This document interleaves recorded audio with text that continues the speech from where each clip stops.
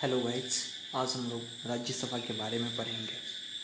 तो चलिए गाइस, हम लोग देखते हैं राज्यसभा। राज्यसभा को जानने से पहले हम लोग संसद को जानते हैं। संसद आर्टिकल 79 के अंतर्गत आता है। भारतीय संविधान के आर्टिकल 79 में संसद के बारे में जिक्र किया गया है। संसद के 3 अंग होते हैं: राष्ट्रपति, राज्यसभा और लोकसभा। संसद का आर्टिकल 79 है, राज्यसभा का आर्टिकल 80 है और लोकसभा का आर्टिकल 81 है और राष्ट्रपति का आर्टिकल 52 है। आप बिल्कुल याद रखिएगा, संसद 79, राज्यसभा 80, लोकसभा 81 और राष्ट्रपति 52। ये चीज़ आप लोग बिल्कुल याद रखिएगा। तो चलिए हम लोग राज्यसभा को डील करते हैं। राज्यसभा आर्टिकल 80 के अंतर्गत आता है। राज्यसभा को उच्च सदन बोलते हैं, विशेषज्ञ सदन बोलते हैं, अस्थायी सदन बोलते हैं। राज्यसभा को उच्च सदन क्यों बोला जाता है? क्योंकि संसद में 2 सदन हैं, लोकसभा और राज्यसभा। तो लोकसभा से ऊपर का सदन है राज्यसभा, इसलिए ये दोनों सदन में सबसे उच्च प्रतीत होता है, इसलिए इसे उच्च सदन बोलते हैं। आखिर इसे विशेषज्ञ सदन क्यों बोलते हैं? आगे हम लोग चल के देखेंगे कि जब निर्वाचन होता है तो इसमें से 12 व्यक्ति राष्ट्रपति के द्वारा मनोनीत किए जाते हैं कला विज्ञान साहित्य में। तो कला विज्ञान साहित्य में जो विशेषज्ञ होते हैं उनका मनोनयन किया जाता है लोकसभा में राष्ट्रपति के द्वारा, तो इसलिए इसे विशेषज्ञ सदन बोलते हैं। आखिर अस्थायी सदन क्यों बोलते हैं? अस्थायी सदन बोलने का क्या तात्पर्य है? अस्थायी सदन का मतलब कि राज्यसभा को कभी भी भंग नहीं किया जा सकता है। चाहे देश में आपातकाल लगा हो, चाहे कुछ भी हो, किसी भी कंडीशन में राज्यसभा को भंग नहीं किया जा सकता है। ये हमेशा सक्रिय होता है राज्यसभा, इसलिए इसे अस्थायी सदन बोलते हैं। चलिए दोस्तों, आगे देखते हैं कि इसकी संरचना क्या है। राज्यसभा की संरचना क्या है, मतलब सीटों की संख्या क्या है। तो राज्यसभा में अधिकतम 250 सीट है। तो क्या अभी वर्तमान में राज्यसभा की सदस्यों की संख्या 250 है? नहीं। देखते हैं आखिर सीटों का बंटवारा कैसे हुआ है। तो 250 में से 238 राज्यों के लिए है। सॉरी गाइज, 250 में से 238 निर्वाचित होते हैं और 12 राष्ट्रपति के द्वारा मनोनीत होते हैं। आखिर 238 में से क्या 238 सदस्य निर्वाचित होकर अभी आ रहे हैं? तो नहीं, अभी वर्तमान में 233 सदस्य निर्वाचित होकर आ रहे हैं और 12 मनोनीत होके। तो वर्तमान में अभी 245 सदस्य राज्यसभा के सदस्य हैं। अधिकतम सदस्यों की संख्या 250 है, वर्तमान में 245 सदस्य है। 233 निर्वाचित होकर आ रहे हैं और 12 राष्ट्रपति के द्वारा मनोनयन यानी मनोनीत होकर आ रहे हैं। आखिर देखते हैं इसका निर्वाचन कैसे होता है। निर्वाचन हम कैसे करते हैं? तो निर्वाचन राज्य और केंद्र शासित प्रदेश के, जो भी हमारे राज्य हैं और केंद्र शासित प्रदेश हैं जिसमें हमारे विधानसभा है, सारे केंद्र शासित प्रदेश में विधानसभा नहीं है। जिन जिन केंद्र शासित प्रदेश में विधानसभा है और सारे राज्यों की विधानसभा के सदस्यों के द्वारा राज्यसभा का अप्रत्यक्ष चुनाव के माध्यम से निर्वाचन होता है और 12 सदस्यों का मनोनयन राष्ट्रपति के द्वारा होता है। चुनाव की यही प्रक्रिया है राज्यसभा की। चलिए आखिर देखते हैं सीटों का आवंटन कैसे किया गया।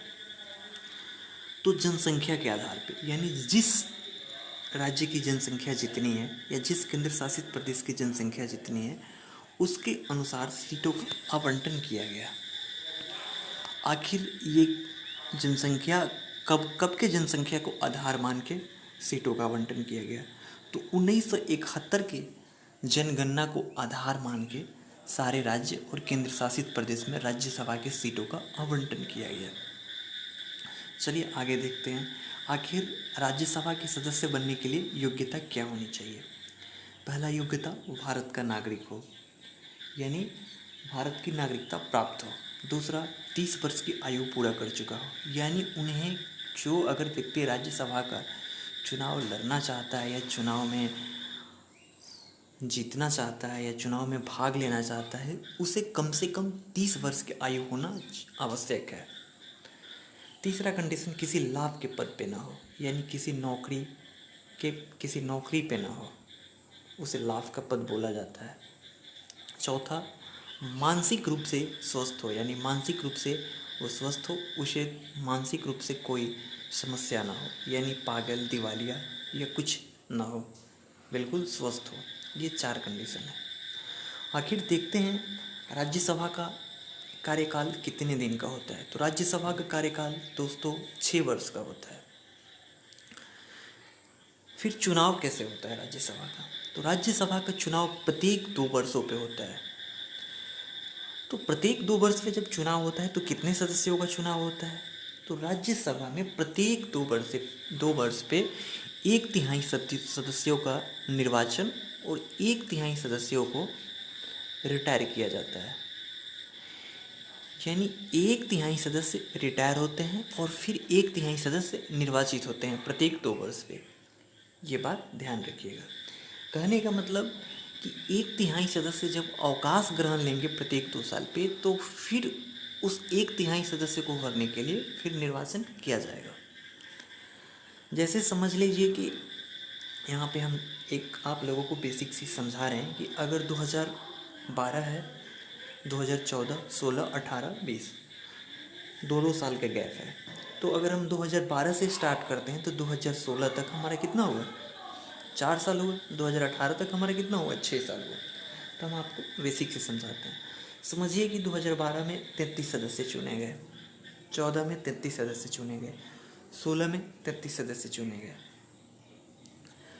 और फिर 18 में 33 सदस्य चुने गए। तो गाइज 18 आते आते 2012 में जो 33 सदस्य चुने गए हैं उनका कार्यकाल 6 वर्ष का हो जाएगा। तो यानी ये 33 सदस्य यहाँ से अवकाश ग्रहण करेंगे और फिर 6 साल के पेयर को बनाने के लिए हम फिर चुनाव करेंगे 33 सदस्यों का। तो ऐसे पेयरिंग बनता है, यानी प्रत्येक 2 वर्ष पे 1/3 सदस्य अवकाश ग्रहण करते हैं और प्रत्येक 2 वर्ष पे 1/3 अवकाश ग्रहण करते हैं। प्रत्येक 2 वर्षों पे 1/3 सदस्य और प्रत्येक 2 वर्षों पे 1/3 सदस्य निर्वाचित होते हैं। आखिर चलिए दोस्त देखते हैं हम अभी सभापति कौन होता है राज्यसभा का। तो राज्यसभा का सभापति उपराष्ट्रपति होता है। राज्यसभा का सभापति सदन का सदस्य नहीं होता है। इस बात को बिल्कुल ध्यान रखिएगा। संवैधानिक निकाय में मात्र एक ऐसा ये संवैधानिक निकाय जो सदन है जिसमें खुद का सदस्य सभापति नहीं होता है। आर्टिकल 64 में अंतर्गत उपराष्ट्रपति राज्यसभा का सभापति होता है। मैंने पिछले वीडियो में आप लोगों को बताया है उपराष्ट्रपति के बारे में। आप लोग इसे विशेष जानने के लिए पिछला वीडियो देख सकते हैं। फिर देखते हैं कि अभी सभापति कौन है। तो उपराष्ट्रपति। तो अभी उपराष्ट्रपति कौन है? तो एम वेंकैया नायडू। अगर ऐसा पूछा जाता है कि राज्यसभा के प्रथम सभापति कौन थे, तो डॉक्टर सर्वपल्ली राधाकृष्णन। ये बात बिल्कुल आप लोग याद रखिएगा। उपसभापति कौन चुना जाता है? तो राज्यसभा के सदस्यों में से किसी एक को उपसभापति चुना जाता है। तो उपसभापति कौन होता है? अभी वर्तमान में उपसभापति कौन है? तो हरिवंश नारायण अभी उपसभापति हैं। अच्छा गाइस, देखते हैं कि राज्यसभा की कुछ विशेषता, यानी लोकसभा से राज्यसभा कब अच्छा प्रतीत होती है। मतलब लोकसभा के कार्यों से राज्यसभा के कार्य कब अच्छा प्रतीत होते हैं। मतलब राज्यसभा के कुछ अधिकार क्या है, कुछ विशेषताएं क्या है। तो आर्टिकल 249 के तहत राज्यसभा राष्ट्रीय महत्व पर कानून बना सकती है। राज्यसभा के पास पावर है कि आर्टिकल 249 के अंतर्गत किसी भी राष्ट्रीय मुद्दे पर राज्य के साथ मिलकर वो कानून बना सकती है। आर्टिकल 312 में अखिल भारतीय सेवाएं। भारत में 3 अखिल भारतीय सेवाएं हैं, बिल्कुल ध्यान से सुनिएगा। एक IAS, IPS और IFS।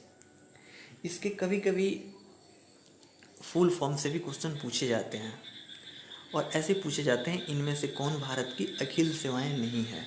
तो आप बिल्कुल ध्यान से याद रखिएगा। IAS Indian administrative service, IPS Indian police service, IFS Indian forest service. यहीं पे कहीं कहीं इंडियन फॉरेस्ट सर्विस को इंडियन फॉरेन सर्विस किया जाता है, ऑप्शन में ट्विस्ट लाया जाता है। 4 ऑप्शन दे देगा, इंडियन बोल देगा इनमें से कौन अखिल भारतीय सेवाएं नहीं है, ऑप्शन 4 देगा। देखिए कैसे कंफ्यूज करेगा। आप याद किए हैं IAS IPS और IFS, तो देखिए कैसे ट्विस्ट लाएगा। पहला ऑप्शन देगा इंडियन एडमिनिस्ट्रेटिव सर्विस, दूसरा ऑप्शन देगा इंडियन पुलिस सर्विस, और तीसरा ऑप्शन देगा इंडियन फॉरेस्ट सर्विस, और चौथा ऑप्शन देगा इंडियन फॉरेन सर्विस। तो आप कंफ्यूज कर जाइएगा, फॉरेस्ट या फॉरेन, फॉरेस्ट या फॉरेन। तो बिल्कुल शॉर्ट नेम भी याद रखिए, लेकिन शॉर्ट के साथ उसका फुल नेम भी याद रखिए।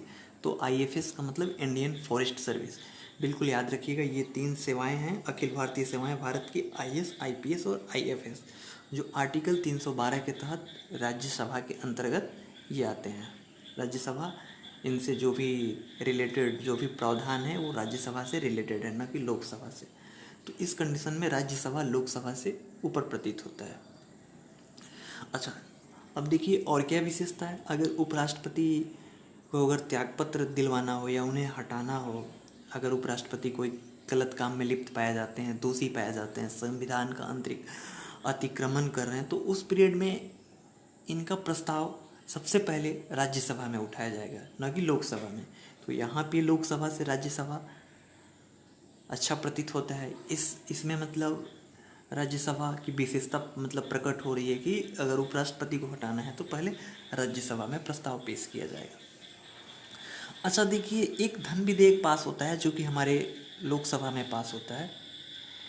तो अगर धन विधेयक अगर लोकसभा में पास हुआ और उसके बाद राज्यसभा में भेजा गया, तो राज्यसभा को 14 दिन में पास करके भेज देना होता है लोकसभा के पास, या फिर उसे राष्ट्रपति के पास भेज देना होता है।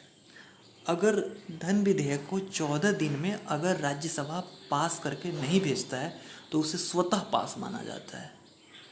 तो इस कंडीशन में मतलब राज्यसभा को धन विधेयक में मात्र 14 दिन का टाइम दिया जाता है, या तो उसे पास करके भेज दे, अन्यथा वह स्वतः पास हो जाएगा। यानी अधिकतम धन विधेयक राज्यसभा 14 दिनों तक रोक सकता है, अन्यथा वह स्वतः ही पास हो जाएगा।